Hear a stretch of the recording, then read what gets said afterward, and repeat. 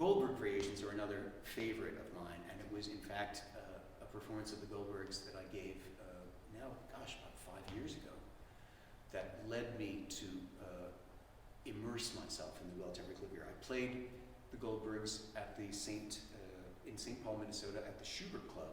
We actually did 2 shows in one evening. I was preceding the Goldbergs with Philip Glass's 2 pieces, Dead Things from the Hours and the Act 3 conclusion from Satyagraha, the opera. And there's actually a similarity between Glass and Bach, having to do with very sparse notation.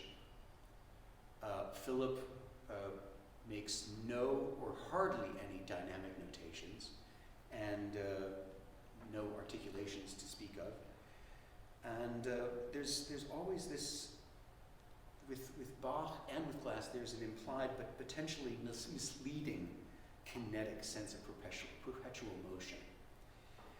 They're both very kinetic composers, but they also have a great deal of freedom in them, and we'll get to that in a minute.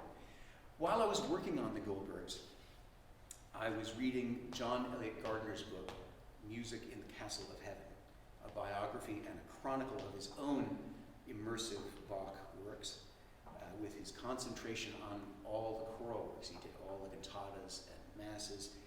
And as I do most of my reading on the stair machine, I listened while reading to recordings of all Bach's cantatas and masses by period practice trailblazer Nicholas Harnoncourt. From that immersion, and particularly from my reading of the Gardiner book, I took away, I think, the most important lesson for our work together here today and all during the course of our being together. I took away that Bach, and in point of fact, Mozart, Schubert, and even the choral music prolific Johannes Brahms, Bach was primarily a composer of vocal music. Very inspiring, working on the Goldbergs with this biography and Gardiner's journey resonating as I immersed myself in Harnoncourt's beautiful recordings. Every day of work on the Goldbergs was a revelation.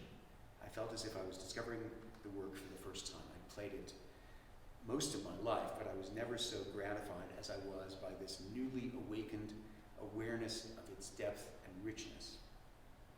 I always feel a deeper connection with the Goldbergs every time I come back to it. Just spending endless hours with the work can't help but rub off.